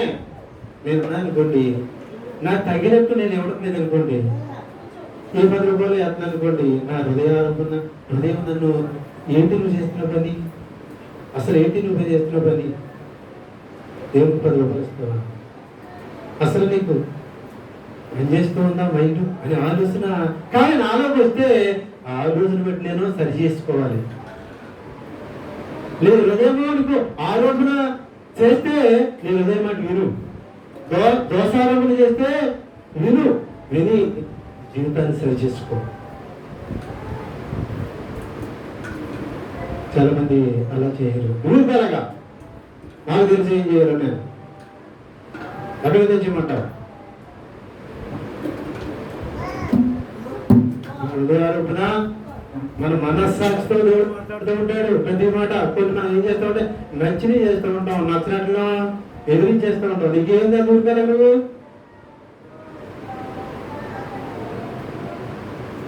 మన హృదయాన్ని మనం పక్కకి గెంటేస్తూ ఉంటాం. దేవుడు మాట్లాడుతూ ఉంటాడు, ఈ మనస్సాక్షి ద్వారా మాట్లాడుతుంటే ఆ మాట మనం వినం, మనకి నచ్చితే. మొన్న నాగార్జున సాక్షి చెప్తూ ఉంటాడు, ఎవరంటే ఇక్కడ 4 రోజులు అయింది కదా, ఇక్కడ వచ్చేవాళ్ళు అందరూ కూడా భోజనాలు పెట్టాలని ఒక ఆశ ఉంటుంది. ఏం పెట్టాలా? భోజనాలు పెట్టి వృద్ధాన పండుగలు, ఆ దేవుని పండుగలు భోజనాలు పెట్టి మనం సంతోషంగా నడిపించాలని ఆశ కలిగిందంట. కానీ డబ్బులు కాదు, అప్పుడు ఆశ అయితే ఉంది, డబ్బులు పట్టదు కదా. అంటే ఎప్పుడో ఎవరో ఇవ్వాలంటే వీరికి డబ్బులు, ఆ డబ్బులు అప్పుడు వేసారంట. నీకు ఆశ ఉంటే దేవుడు ఒక మంచి కార్యం చేయడానికి మార్గాలు చూపెడతాడు. ఆశ ఉంటూ ఉండాలి. మన హృదయంలో దేవుడికి ఇవ్వాలంటే ఇస్తాడు. వాళ్ళలో ఏ అప్పు కింద ఇస్తాడు, ఇవ్వచ్చు. ఏం ఆశ ఉందా డబ్బులు ప్రార్థన చేసి ఉంటాడు. బహుశా ప్రార్థన చేయకపోతే ఆయన చుట్టూ ఆశ ఆయన తెలుసు. ఇందాక అనుకున్నాం కదా, డిబ్బులో డబ్బులు అయితే ఆయనకి వెళ్తుంది. ఎవరికి? యేసు ప్రభు వారికి గుడ్డులు ముచ్చుకుని డిబ్బులు వేస్తా ఉంటామండి. ఎలా ఉండాలో 2 కాసులు అయిందని ఏడాది దానికి ఏమనుకున్నాం ఇందాక మనం, ఆయన పన్నులు అంతా చెప్తూ ఉంటాయి. మనలో ఇప్పుడు బయటికి వెళ్ళిపోయిన ఏం చేద్దాం మనది వెళ్దాం, ఆయన తెలుసు. అది టోటల్ మన జీవితం అంతా ఆయనలో ఉంది. రేపు ఏం చేస్తామో మనకు వెళ్దాం, ఆయన తెలుసు. అందుకే రేపు గురించి అత్యాయపడుతున్నా, ఈ రోజే సంతోషించు దేవుని యందు. అది కానీ ఉంటాడు, నేనే రక్షణ దినము అంటూ ఉంటాడు. హృదయారోపణ చేయకుండా మనం కానుకలు ఇవ్వాలి, ఇచ్చుకోవచ్చు, సంతోషిస్తూ ఇవ్వాలి. దేవుడు సర్విస్తూ ఉన్నాడు. ఇక్కడ సరే కొడుకు ఆయన అర్పణ చల్లలేదు కాబట్టి ఆయన మొహం పుచ్చుకున్నాడు. దేవుడు మంచివాడు. ఇంకోటి వచ్చి పడింది, కయ్యను గారికి ఇంకోటి వచ్చి పడింది. ఏం వచ్చి పడింది? పాపము. అది బాగోలేదమ్మా, దేవుడికి మంచి ఇవ్వలేదు కాబట్టి ఏమొచ్చింది అక్కడ? ఎంచలేదు కాబట్టి పాపం వచ్చిందంట. ఆ పాపం ఏం చేస్తుందంటే ఇది ఆయన ఓకడకు వచ్చి ఉందంట, ఆ ఇంటి దగ్గరకు వచ్చి ఉన్నాడు. ఇప్పుడు ఆ పాపము ఇల్లుకి వచ్చేయాల. ఎవరికి? ఎలాగా పాపం వచ్చింది కాబట్టి అది పని చేయాల. ఉత్తరే వెళ్దాం. రాక వచ్చే మహానుభావులు ఏదో చేసేస్తారంటే ఉంటారు. వీడు కావడితే మనం వీడు వస్తాడేంటి, ఏదో గొడవ పెడతాడు బాబు అనుకుంటూ ఉంటాం. చూడండి, అలాగే ఈ పాపము పొంచి ఉన్నదట. అది దేవుడే చెప్తూ ఉన్నాడు. ఏమేమి నువ్వు మంచి పని చేస్తే తలెత్తుకుడు కదా, సత్క్రియలు చేయలేదు, పాపము ఏమండి? పాపము ఉంచి దేవుడు అంటాడు, ఇస్తూ అంటారు, దొంగతనం చేయడానికి, హత్య చేయడానికి తప్ప ఎందుకు వస్తాడు? ఇంటికి వచ్చి మీ ఇల్లంతా శుభ్రంగా సముద్రం కడిగేసి సామాన్యాన్ని చదివేసి ఏమండి బియ్యం అయిపోతే బియ్యంలో బియ్యం వేసేసి వెళ్తాడు ఆ దొంగడు. ఎందుకు వస్తాడు దొంగడు? దొంగతనం చేయడానికి వస్తాడు దొంగడు. ఇంకోటి చేస్తాడు, నరహించబడి చేస్తాడు. బాబాయ్ డబ్బు నాకు పెట్టిన వాళ్ళు కడ్డీల వరకు ఏదుంటే తీసుకుని చేసేస్తాడు అని చూడుకుంటాం. తప్పవుతుందా? అదే యేసుప్రభు చెప్తూ ఉన్నారు, దొంగతనం చేయడానికి, హత్య చేయడానికి తప్ప ఎందుకు వస్తాడు ఇంట్లోకి? అదే గమనించండి. లేదో పాపం పుట్టింది, ఆ పాపం ఒక పని చేయాలి. కాబట్టి ఒక వెలిగించాలి. ఇప్పుడు ఆ పాపానికి ఒక రూపం కావాలి, ఆ పాపము సాక్షిగా ఉండాలి. ఏ పేరు? కయ్యేను. ఆ పాపము నీ వాకిట పొంచి ఉన్నది. ఎలా వచ్చిందా పాపం అంటే ఆయనకి దేవుడికి అర్పణ సరిగా ఇవ్వలేదని కాదు, అక్కడ సరిగా ఒప్పంది వదిలేసింది దేవుడు. కోపం వచ్చింది. ఎవరి మీద కోపం వచ్చింది? దేవుడి మీద వచ్చింది కోపం, తమ్ముడి మీద కాదు. ఇద్దరము ఆది దంపతులు బిడ్డలమే, ఇద్దరము అర్పణలు ఎట్టుకెళ్ళాం. ఏంటి దేవుడు? ఆయన అర్పణ అంగీకరించాడు, నా అర్పణ అంగీకరించాడు. మరలా అడుగుతూ ఉన్నాడు నన్ను, అయ్యాను నువ్వు సత్క్రియ చేయలేదా అడుగుతూ ఉన్నాడు. నడుచుకుంటూ దేవుడి మీద కోపం వచ్చేసింది. మనకు కూడా వస్తూ ఉంటుంది ఒకసారి. అనుకునే జరగదు. ఏమంటామండి? మానవ స్వభావం అటువంటిది. ఆయన మానవుడే కదా. అనుకునే జరగకపోతే ఏమండి దేవుడి మీద తిరగడిపోతూ ఉంటాం. ఏంటి అసలు దేవుడు ఉన్నాడా లేడా? ఇన్ని కష్టాలా, ఇన్ని నష్టాలా, ఆ పరిగ్రహాన్ని ఇంత మాటేనంటానా, ఇదా అదా మనకు వచ్చేస్తూ ఉంటుంది. అలాగే నీకు వచ్చేసింది, దేవుడి మీద సొంగులాట మొదలెట్టాడు. అదొక పాపంగా అతిగా అంటూ ఉంటాడు. ఏను నువ్వు సత్క్రియ చేసిన ఎలా తలెత్తుకోవా? నువ్వు సత్క్రియ చేయలేదు, ఏ వేలే ఎంచలేదు, కొనుదిలే. నేను పాపం ఎందుకు పెట్టుకున్నావు? ఏం చేస్తావు నువ్వు పాపం పెట్టుకుని? కోపం ఎందుకు పెట్టుకున్నావు నువ్వు? కోపం ఎవడ పెట్టుకోమా? ఎవరి మీద కోపమిస్తావు? సృష్టికర్త మీద కోపమిస్తావు నువ్వు. నువ్వే పాటు వాడు. ఆయన కన్నీరు చెప్తే ఏమేరు అర్పణ కాల్పునట్టు ఎవరు? ఈయన కూడా కాలిపోతాడు, మనం కూడా కాలిపోతాం. అది పాపం అయిపోయింది దేవుని దృష్టిలో. ఆ పాపం ఏదో పని చేయాలి. వచ్చి ఉందంట ఆ పాపం అంట కయ్యేను అడుగుతూ ఉందంట. కయ్యేను ఎప్పుడు చేస్తావు? ఎప్పుడు నన్ను సాటిస్ఫై చేస్తావు? కయ్యేను నేను పాపాన్ని ఏదో నేను పని చేయాలి, ఎప్పుడు చేస్తావయ్యా అని బతిమాలితే కయ్యేను ఆహ్వానించాడంట. పాపాన్ని ఆహ్వానించి ఆ తమ్ముడితో మాట్లాడుతూ కోపంలో తమ్ముడిని సంధిస్తాడు. ఇప్పుడు యేసుక్రీస్తు ప్రభువారు చెప్పిన మాట నెరవేరుతూ ఉందా? దొంగ ఎందుకు వస్తాడు? దొంగతనం చేయడానికి, హత్య చేయడానికి. పాపం ఎందుకు ఉండదు? దాని ప్రతికారం చెల్లాలి. ఈ పాపము ఏమండి ఈలో ప్రవేశించి ఎవరిలో ప్రవేశించి మంచివాడు ఏమేమి చెప్పేసింది.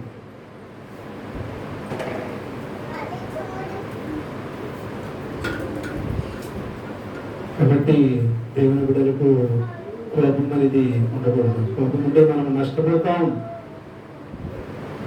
కోపం వల్ల ఎన్నో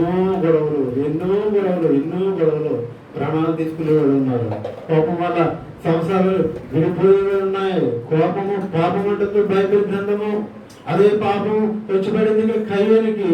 ఆ పాపము ఏం చేయాలో అదే చేయించి అరగడ్డకి ఎక్కింది. ఇక్కడికి వచ్చేసింది. ఎక్కడికి వచ్చేసింది? దైవ గ్రంథంలోకి వచ్చేసింది ఆ పాపము. ఇక్కడ మనం చదువుకోమంటూ ఉంది.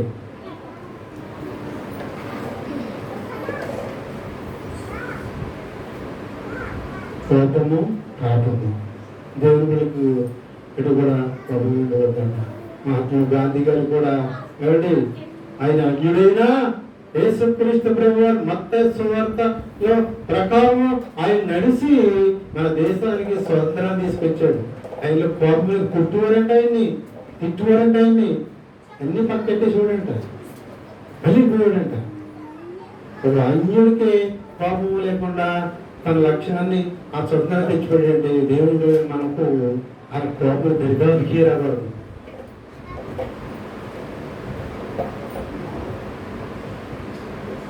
ఈ కోపం కారణంగానే మనం కొట్టుదల ఒకరికొకరు మాట్లాడుకోం, ఒకరింటికొకరికి వెళ్ళాం. కొంతమంది దేవుని ఆలయం కూడా రారు. పాపము పాపము పాపము కోపం వచ్చింది, కయ్యేరికి పాపం అయ్యాడు, కయ్యేరి జీవితం భ్రష్టకుడుగా మారిపోయాడు, దేవుని చేత శిక్షింపబడ్డాడు. కింద చదవమ్మా, ముగించుకుందాం. కయ్యాను తన తమ్ముడైన ఏబోలుతో మాట్లాడాను. వారు పొలంలో ఉన్నప్పుడు కయ్యాను తన తమ్ముడైన ఏబోలు మీద పడి అతన్ని చంపాను. యెహోవా నీ తమ్ముడైన ఏబేలు ఎక్కడున్నాడని కయ్యాను అడగగా నేను ఎరుగను, నా తమ్మునికి నేను కావలి పడనా. ఆయన దేవునికి స్తోత్రం. నిజంగా కయ్యను ఎరుగన్నాడు చూసారా? ఆయన ఎందుకు చేశాడంటే ఆ మడ్ర వచ్చని ఈ కోపము పాపమయ్యింది, పాపము నీ వాటిలో నిలిచి ఉండదని దేవుడే చెప్పాడు. ఆ పాపము కోపముగా మారింది. కయ్యేను ఏం చేస్తున్నాడు? పాపం ఆయనకి తరలేదు, చంపేశాడంతే. మీకు బాగా అర్థం అవ్వాలంటే ఫుల్గా తాగొచ్చేసి ఆయన మరిపోతుంది. సాయంత్రం వచ్చి గందరగోళం చేస్తాడు, బాడీ అని కూడా వేస్తాడు, పిల్లలు కూడా వేస్తాడు, కొండల బాధలు కూడా వేస్తాడు. నాకు మాంసం ఉండలేదు, నేను మందు తీసుకుని వచ్చాను, ఎలా తినమంటావు ఏమో అంటాడు, బాధపడేస్తాడు. తెల్లారిన తర్వాత ఎన్ని వేసిపోతాడు. పోయి రాత్రి ఏంటయ్యా నేనేం చేశాను, అలా కలిసి వెళ్తాం. లోన్ ఉన్నది అది. ఇలాగే ఈ లోన్ ఉంది ఒక పాపము. ఎవరిలోనా? కయ్యేలో పాపం ఉంది. పాపం సెలరైపోతుంది. కయ్యేను ఎప్పుడు నా పని తొదముట్టించాలి, నా పనిని ఎప్పుడు చేయాలని కయ్యను తొందరపెడుతూ కయ్యోళ్ళకి వెళ్ళి కయ్యని ఏం చేశాడంటే తమ్ముడు చంపేశాడు. చంపేసిన తర్వాత తెలుస్తూ ఉంది. ఏమంటూ ఉన్నాడు? నా తమ్ముడు నేను కావాలి వాడినా. తర్వాత అప్పుడు ఆయన నువ్వు చేసిన పని ఏమిటి? నీ తమ్ముడి రక్తము ఒక స్వరము నేలలో నుండి నాకు మొరపెట్టుచున్నది. అవునా? నీ తమ్ముడి రక్తమును నీ చేతిలో నుండి పుచ్చుకున్నటకు నోరు తెరిచిన ఈ నేల మీద ఉండకుండా నీవు శపింపబడుతువు. అప్పుడు ఏమన్నాడు చూడండి, ఈ కయ్యకి జ్ఞానోదయం అయింది. రాత్రి మందు వచ్చారు, తెల్లారిపోయింది కదా, మందు తెలిసింది. నేను కుటుంబాలు కొట్టానా, మా పిల్లలు కొట్టాను, నేను ఎలాగన్నానా అంటా ఉంటాను. ఇప్పుడు కయ్యని కూడా జ్ఞానోదయం అయ్యి కయ్యని ఏమంటాడు చూద్దాం, చదువమ్మా. నీ చేతిలో నుండి పుచ్చుకున్నటకు నోరు తెరిచిన ఈ నేల మీద ఉండకుండా నీవు శపింపబడిన వాడు. నీవు నేలను సేద్యపరిచినప్పుడు అది తన సారమును ఇక మీద నీవు భూమి మీద దిగులు పడుచు దేశదిమ్మరవై ఉందువలెను. నా దోష శిక్ష నేను భరింపలేనంత గొప్పది. నేడు ఈ ప్రదేశం నుండి నన్ను ఎల్లగొట్టిదివి, నీ సన్నిధికి రాకుండా వెలివేయబడి దిగులు పడుచు భూమి మీద దేశదిమ్మరై ఉందని. కావున నన్ను కనుగొని వాడెవడు? వాడు నన్ను చంపును అని. దేవునికి స్తోత్ర. ఇప్పుడు జ్ఞానోదయం ఏంటంటే కళ్యాణ్ గారికి, నేను చేసిన పాపము నా దోష శిక్ష నేను భరించలేనంతగా గొప్పది.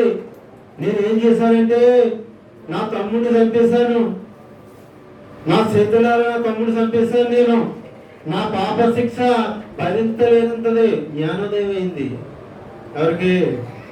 అయ్యేకి జ్ఞానోదయం అయింది. అంతకుముందు ఎందుకు అవ్వకూడదు? అంతకుముందు ఏం కనబడదు అక్కడ? వాకిట ఏముంది అక్కడ? ఒక పాపం ఉన్నది.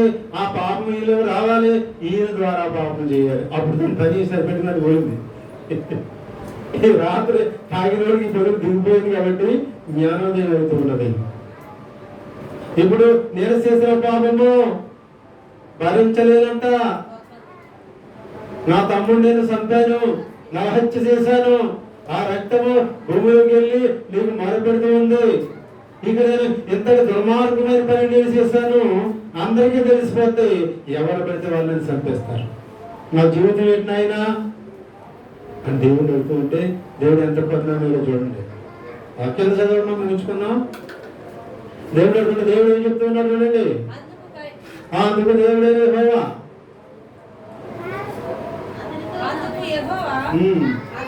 అతనితో కాబట్టి ఎవడైనా కయ్యేను చంపిన వానికి 7 కలుగును. మరి ఎవడైనా కయ్యేను కలుగుని సంపవినట్లు యెహోవా అతనికి గుర్తు వేసెను. దేవునికి స్తోత్రాలు. హల్లెలూయా. నేను చేసిన పాపం వల్ల ఎవరైనా చంపేస్తాను నన్ను. నేను చేసిన పాపం అంత ఇంత కాదు, నాకు తెలిసిపోయింది. నన్ను పట్టుకున్న దరిద్రం, నన్ను పట్టుకున్న పాపం, నన్ను పని చేసుకునే తెలిపోయింది కాబట్టి నాకు జ్ఞానోదయం అయింది. తండ్రి ఎవరైనా చంపేస్తాను నన్ను. ఏంటి నా పరిస్థితి అంటే దయగల దేవుడు చూడండి, ఒక మనిషిని చంపేసినంతను కూడా క్షమిస్తూ ఉంటాడు దేవుడు. అది కనపడుతుంది ఇక్కడ. ఏంటో ఉన్నాడు, ఆయనకు గుర్తేశాడు. ఎవడైనా కయ్యాలు కలుపుని కయ్యాలు ఏవేలు చంపేశాడు, దైవకాలను విరోధం చేశాడు అని కయ్యాల మీద పడి మీద చంపడానికి వీలు లేదు. ఇదిగో ఈ గుర్తు. ఎవడైనా కయ్యాలకు అపకారం చేస్తే 7 శిక్ష, వాడు బతకడంగా చచ్చిపోతాడు అని గుర్తేసి పెడితే చూడండి. దేవునికి ఆ కయ్యాన్ని చంపడానికి ఇష్టం లేదు. దేవుడు కయ్యాన్ని ప్రేమిస్తూ ఉన్నాడు. కయ్యాన్ని తన తమ్ముడు చెప్పినా ప్రేమిస్తూ ఉన్నాడు. ఎందుకు కారణం తెలుసంటే కయ్యాన్ని ఏ పొజిషన్ లో ఆ పని చేశాడంటే ఆయన చెప్తున్నాడు కదా, కయ్యేను నీ వాకిట పాపము నిలిచిపోయి ఉన్నది, అది నిన్ను ఆవరిస్తుంది, నువ్వు పాపం పని చేస్తావు. సర్వాధికారైన దేవుడు జరుపు ముందు తెలిసాను. ఎన్నైనా తెలుసు నువ్వు పాపము చేస్తావు, పాపానికి ప్రతిఫలము మరణ శిక్ష విధించాలి. నేను అడ్డుస్తూ ఉన్నా, నేను మాటిస్తూ ఉన్నా, నేను ముద్ర ఇస్తూ ఉన్నానక, నేను వేసిన ముద్ర ఎవడు దాడలేడు. దేవుడు వేసిన ముద్రను ఎవడు అతిక్రమించలేడు. ఒకవేళ అతిక్రమించిన వాడికి 7 శిక్ష. దేవుడు కయ్యాన్ని కూడా ప్రేమిస్తూ ఉన్నాడు. ఏమేమి చంపినా దేవుడు కయ్యాన్ని ప్రేమిస్తూ కయ్యాన్ని బ్రతికించడానికి ఆయనకు గుర్తేశాడు. కయ్యేను భూమి మీద వివాహం చేసుకున్నాడు, పిల్లలు అన్నారు. ఆయన కూడా సంతానం అవుతుంది. దేవునికి స్తోత్రాలు. అందుకే అంటాడు ప్రభు యేసుక్రీస్తు వారు, నేను పాపలను రక్షించడానికి వచ్చాను కానీ పరిశుద్ధుల్ని కాదు. ఇక్కడ పాపం చేశాడు కయ్యేను, అయినా రక్షించాడు. ఆ దేవుని స్వభావం అటువంటిది. దేవుని స్వభావం అటువంటిది, పాప స్వభావము ఇటువంటిది. కాబట్టి కయ్యేను కోపబట్టి పాపం తెచ్చుకున్నాడు, శాపగ్రస్తుడు అయిపోయాడు, దేవుని సమ్ముఖం నుండి తొలగింపబడ్డాడు. అదే బాధపడుతూ ఉన్నాడు. నేను చేసిన పాపము చాలా ఘోరమైనది, నీ సన్నిధిలోంచి నేడు నన్ను తోసేస్తూ ఉన్నావు, నన్ను ఎవరు మాత్రమిస్తారు. కయ్యేను పాపం ఆయన సన్నిధి కోరుకుంటూ ఉన్నాడు. కయ్యేను అనవసరంగా ఎందుకు బుక్ అయిపోయి శాపగ్రస్తుడుగా మాట్లాడాడు. ఒకే ఒక కారణం కనపడుతుంది మనకి. ఏంట కారణం? ఏంట కారణం? కోపము. కోపం తర్వాత ఏమొచ్చింది? పాపము. పాపం వస్తే ఊరుకుంటుందా? చెప్పండి, ఊరుకో. పాపం వస్తే ఊరుకో. అది చేసేవారు నిద్ర అది అదవుతుందా? పాపం తలంపులు వచ్చినా, పాపం ఆలోచనలు వచ్చినా అంటూ ఉంటారు భక్తులు. వెంటనే పరిగెట్టుకు పోయి దాన్ని ఆలోచించకూడదంట. గదిలోకి పరిగెట్టుకు పోయి మోకరించి ప్రార్థన చేసుకుంటే అప్పుడు పరిగెడుతుంటది. నువ్వు వచ్చావా, ఈ పని నేను చూస్తానులే అంటే ఇంకా అలాగే ఉంటుందంట. దాని సాయం కూడా వస్తుందండి. ఏమండి, దాని సాయం కూడా ముందు తొలగించేసుకోవాలా. అందుకే యేసుక్రీస్తు వారు ఒక ఉపమానం చెప్పారు. ఒక ఇంట్లోనంట, ఏమండి, ఒక ఇల్లు శుభ్రం చేసి ఉందంట. ఒక ఇల్లు బాగా శుభ్రం చేసి ఉందంట. ఆయన ఒకరిలో నుంచి దెయ్యాన్ని వెలగొట్టాడంట. ఎవరు? యేసుప్రభు. ఒక ఇల్లు శుభ్రం చేసి ఖాళీగా ఉంది, ఒక ఇంట్లోంచి దెయ్యాలు అనుకుంటాడు. ఆ దెయ్యాలు ఆ మనిషిలోంచి ఎలగొట్టిన వాడు తిరుగుతూ ఎక్కడ ఖాళీ స్థలం దొరుకుతుందో తిరుగుతూ ఉన్నాయి. ఈ ఇల్లు ఖాళీగా ఉంది, ఇక్కడ శుభ్రం చేసి ఉంది, అందులో చిందరకొచ్చి కూర్చున్నాయండి. అదవుతుందా? మరి ఖాళీ లేని ఇల్లులోకి రావడానికి వీలు లేదు. మన హృదయంలో ఇల్లనుగా మన హృదయంలో ఏనా దేవుడు మన హృదయంలో ఉంటే, దేవుని ఆత్మ హృదయంలో ఉంటే రాలేవై, లేకుండా ఖాళీగా ఉంటే మాత్రం వచ్చి కూర్చుంటాయి. అదే చెప్తున్నాడు దేవుడు. మన హృదయంలో దేవుడు ఉండాలి, దైవ కార్యములు ముందుండాలి. మనము అదే ఖాళీ గుడ్డ మాత్రం వచ్చి ఉంటాడు. కాబట్టి కోపము పాపము, ఆ పాపము పెంచి ఉన్నది ఆ కయ్యను ఆవరించే వరకు నిలిసి ఉన్నది. నిలిచి ఉండి ఆ కయ్యను చేత తన తమ్ముడు చంపించింది. దేవుని సన్నిధిలోంచి వెళ్ళగొట్టడమే ఆయన ఉద్దేశం. ఎవరి ఉద్దేశం? ఆయన ఉద్దేశం ఏంటనుకుంటారు? దేవుని సన్నిధిలోంచి మనిషిని వెళ్ళగొట్టడమే. ఏదో రకంగా కయ్యను ఏం చేశాడు? వెళ్ళగొట్టేశాడు. పాపము పాపమైంది, పాపము శాపమైంది, దైవ సన్నిధిని దూరం అయిపోయాడు. అయినా కరుణామైన దేవుడు ముద్ర వేసి వీళ్ళని చంపడానికి వీలు లేదు. దేవునికి స్తోత్రాలు. ముగిస్తూ ఉన్నాను. కాబట్టి కానుకల విషయంలో కూడా మనము ఏ విధంగా దైవార్పితము చేసుకుంటూ ఉన్నాము. మన హృదయము ఇది దోష నేరాపన చేయకుండా అంటూ ఉంటారు. కొత్త అంటే సంతోషంగా ఇవ్వండి. మీరు ఎంత ఇస్తున్నా సంతోషంగా ఇవ్వండి. అంత మీరు ఎంత ఇస్తున్నారు అనేది ఆయనకి తెలుసు, ఆయనకి మీకు తెలుసు, ఆ దేవునికి తెలుసు, మీకు తెలుసు. ఎలా తెలుసు అంటే ఆ కానుకలో వేసిన ధనాన్ని యేసుప్రభువు ఎలా చూశారు, మన వయసు కూడా అలా చూస్తూ ఉంటారు. ఉన్నతమైన స్థితిలో ఉండి అది ఎంత ఇస్తున్నామో ఆయన తెలుసు, లేమిలో ఉండి ఎంత ఇస్తున్నామో ఆయన తెలుసు. అయితే ఆయనకి ఇచ్చిన మాత్రము ఏమాత్రమైన దగ్గర సమానం. గిన్నెలు తల్లీలు ఇస్తే, కాబట్టి నా పేరట గిన్నెలు నీళ్ళు ఇస్తే ఆ బాకీని ఉంచుకుంటూ ఉన్నారు. కాబట్టి ఆయనకి ఇచ్చి దరిద్రులు అయ్యేవాళ్ళు ఎవరూ లేరు. ఆయనకి ఇచ్చి ధనవంతులు ఉన్నారు కాబట్టి దరిద్రులైన వారు ఎవరు లేరు. కాబట్టి ఈ వాక్యం నేను ఈరోజు ఎందుకు చెప్తున్నానంటే, ఇప్పటి వరకు నేను మరి వాక్యం 3 సంవత్సరాలు ఎప్పుడు కూడా నేను చెప్పలేదు. చెప్పాను కానుకల గురించి కానుకలు ఇవ్వమని కాదు, కానీ అసలు కానుకలు దేవుడు ఏ విధంగా కోరుకుంటూ ఉన్నాడో, ఏ విధంగా కానుకలు ఇవ్వాలో మనం ఎప్పుడు చెప్పుకోలేదు. కాబట్టి చెప్పాలి, చెప్పకపోతే తప్పు నాది. తర్వాత మీ ఇష్టం అంటే మీరు ఇస్తారేదో నేను అనలేదు. ఏ విధంగా ఉన్నదో, ఏ విధంగా అభివృద్ధి ఉన్నదో మీకు విషయాలు మీకు తెలియాలి. కాబట్టి మరి ఈ రోజున చక్కటి విషయాలు దేవుడు మనతో మాట్లాడినట్టు చూస్తూ ఉన్నాం. ముఖ్యంగా ఏం కావాలంటే దేవుడి బిడ్డలకు కోపం ఉండకూడదు. కోపం పోతే పాపము, ఆ కోపము సూర్యుడు అస్తమించే వరకు మనం ఉండకూడదు. దాన్ని పారదోలేకపోతే కయ్యోని చేసినట్టు మనం కూడా నష్టపోతూ ఉంటాం. కాబట్టి దాన్ని తొలగించుకుందాం, తొలగించుకుని దేవుని ప్రేమిస్తూ ఉంటాం. దేవదేవునుడు మన ఎల్లరికీ కలుగును కాక.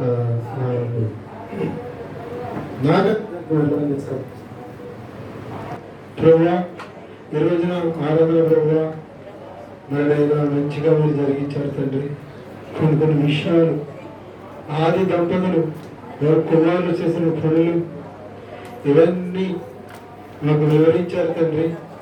మేము బలపడడానికి, స్థిరపడడానికి, పాపము మనిషిని ఏ విధంగా చేస్తున్నదో, కోపం మనిషిని ఏ విధంగా చేస్తున్నదో అన్ని విషయాలు మీరు మాతో మాట్లాడారు తండ్రి. మీకు స్తోత్రాలు తండ్రి. లేదంటే ప్రభువా, మాలో నాయన కోపము లేకుండా, కోపము పాపముగా మారకుండా ఒకరిని ఒకరు క్షమించుకుని, ఒకరిని ఒకరిని నాయన ప్రేమించుకుని, ఆదరించుకుని మంచి మనసు మాకు దయచేయని అడుగుతూ ప్రార్థిస్తూ ఉన్నాను పరమ తండ్రి. పరిశుద్ధాత్ముడా, మీరు మా హృదయాల్లోకి రండి ప్రభువా. మీరు మా హృదయాల్లో ఉండి ప్రభువా, ఏది మంచో, ఏది చెడో, ఏది చేయాలి, ఏది చేయకూడదు, అన్ని విషయాలు మీరు మాకు నేర్పిస్తూ ఉంటారు. మా హృదయంలోకి రండి, మా హృదయంలో మీరు నివాసం చేయండి, మమ్మల్ని నడిపించండి. మీకు స్తోత్రాలు స్థుతులు చెల్లించుకుంటూ ఉన్నాం. మోక్షలోకానికి మమ్మల్ని దర్శించిన ఆయన ఎవరు కూడా ప్రభువా అమరావతికి నిర్ణయించిన స్థలంలోకి వెళ్ళకూడదు తండ్రి. మీ రాజ్యంలో ఉండాలి, మీతో ఉండాలి ప్రభువా. మీ ముఖకాంతిలో మేము తిరుగుతూ వెలుగుతూ ఉండాలి నాయన. మేము సంతోషంగా ఉండాలి, సమాధానంగా ఉండాలి. బహు భయంకరమైన ఆ నరకమని ఆ శిక్షలకు మీరు పోకుండా మీరే మమ్మల్ని సర్వసత్యములకు నడిపించి భయభక్తులు నేర్పించి చెడును విసర్జించి మంచిని వెతుకునేలా సత్యవాక్యమును అనుసరించే వాళ్ళుగా మార్చండి ప్రభువా, మార్చండి. మా హృదయం మీదట ఆకర్షించుకోండి, మా హృదయంలో మీరు ఉండండి, మమ్మల్ని ఏలండి నాయనా. మా హృదయాల్లో మీరు ఉండండి, మా గృహాల్లో మీరుండి గృహాలకు మీరే ఆధిపత్యం వహించండి, మమ్మల్ని సర్వసత్యంలోకి నడిపించండి. అలాగే తండ్రి గడిచిన బాధను బట్టి, భర్తను బట్టి, అన్నదమ్ములను బట్టి, కుటుంబాన్ని బట్టి మీకు వందనాలు స్తోత్రాలు చదువులు చెల్లించుకుంటూ ఉన్నాం. ఇచ్చిన చెల్లిబడిన ప్రభువా ఏ విధమైన ప్రమాదాలు గురి కాకుండా కాసి కాపాడుతూ ఉన్నాం. మీకు స్తోత్రాలు తండ్రి. ఇశ్రాయేలు కాపాడువాడు కొడుకుడు నిద్రపోడు, మేము మనిషిగా మీరు మరువరు దేవా, మమ్మల్ని కాసి కాపాడుతూ ఉన్నాం తండ్రి. అనారోగ్యవంతులు అనారోగ్యం తగిన శక్తిని ఇస్తూ ఉన్నాం, దీనదినము లేపుతూ ఉన్నావు. మీకు స్తోత్రాలు తండ్రి. మీకు మంగళహారతులు చెల్లించుకుంటూ ఉన్నాం ప్రభువా. వచ్చిన ప్రతి ఒక్కరు మీరు దీవించండి. ఆదివారపు ఆశీర్వాదములు మా పైన, మా కుటుంబం పైన కుమరించండి ప్రభువా. మరలా ప్రభువా మరి కాదు వారిని ప్రవేశంలోకి కృప చూపించండి తండ్రి. కృప చూపించమని అడుగుతూ ప్రార్థిస్తూ ఉన్నాం. మీ ప్రార్థన విశ్రాంతికి చేర్చుకోమని యేసుక్రీస్తు వారి అతి శ్రేష్టమైన నామములో అడుగు ప్రార్థిస్తున్నాను ప్రభు తండ్రి. పరలోకమందున్న మా తండ్రి, మీ నామం పరిశుద్ధపరచబడును గాక, మీ రాజ్యం వచ్చును గాక, మీ చిత్తం పరలోకమందు భూమి మీద నెరవేరును గాక. మాకు కావలసిన హరముసేను వేరే అపరాధం చేస్తున్నారు మీరు క్షమించిన ప్రకారము అపరాధములు క్షమించము. విమర్శలను తేక కిందను తగ్గించము. రాజ్యము శక్తి మహిమ నిరంతరం నీవైన తండ్రి. ఆమేన్. ప్రవేశ రత్నములకు చేయము, అపవాది క్రియలకు లయము. ప్రవేశ రత్నములకు చేయము, అపవాది క్రియలకు లయము. ప్రవేశ రత్నములకు సంపూర్ణ విజయము, అపవాది క్రియలకు అంతకరస్తున్నాము. హల్లెలూయా, హల్లెలూయా, హల్లెలూయా. స్తోత్రము, స్తోత్రము, స్తోత్రము. ఆమేన్, ఆమేన్, ఆమేన్. తండ్రి అయిన దేవుని ప్రేమయు, కుమారుడైన యేసుక్రీస్తు వారి కృపయు, మనము సర్వసత్యము నడిపిస్తున్న పరిశుద్ధాత్మ సావాసము సదాకాలం మనకు తోడును గాక. ఆమేన్. ఆశీర్వాదం నా మీద వసింపదు విసా అసకదు మీకు ఇసచరణము ఈనా ఈనా కుమారు కుమారురా అమర ప్రేమవస కుమారి కుమారురా. ఆమేన్. అందరికీ మరణాత వందనాలు.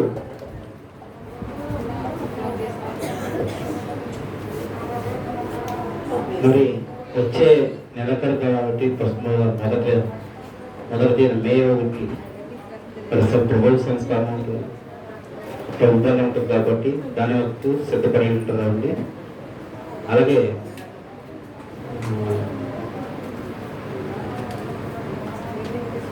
నెక్స్ట్ ఆదివారం 9వ తారీఖున కూడా మరి మా అన్నయ్య కుమార్తె పుట్టినరోజు సందర్భంగా మరి జరపవలసింది కాబట్టి దానికి కూడా మరి సిద్ధపడి కోరుచున్నాం. ఈ 2 కార్యక్రమాలు ఈ నెల వచ్చే నెలలో ఉంటాయి కాబట్టి ఇవన్నీ చూడమంటుకోవచ్చు. ఈ మరి తీసుకున్న సుధీర్ గురించి నేను గేట్ తాను వేసేస్తాను, ఎవరికైనా కలిగితే అక్కడ తగిలించి ఉంటుంది. ఎందుకంటే అమ్మా కుక్కలు వచ్చేస్తాయి. మేము కోడిపిల్ల గురించి అవి ఎక్కడ పడుకుంటే అది తెలియదు. కాబట్టి బాగా ఆలోచించి పిల్లలు కూడా బయటకు ఎక్కువ వెళ్ళిపోతున్నారు, అది కూడా దృష్టి పెట్టారు. నెక్స్ట్ బాత్రూమ్ తిరిగినప్పుడు కూడా కొంతమందికి నీళ్ళు పడుతుంది అంటే పక్క వాళ్ళు చూసుకోండి, ఎవరు వస్తున్నారు వాళ్ళు ఇబ్బంది పడుతున్నారు బాత్రూమ్.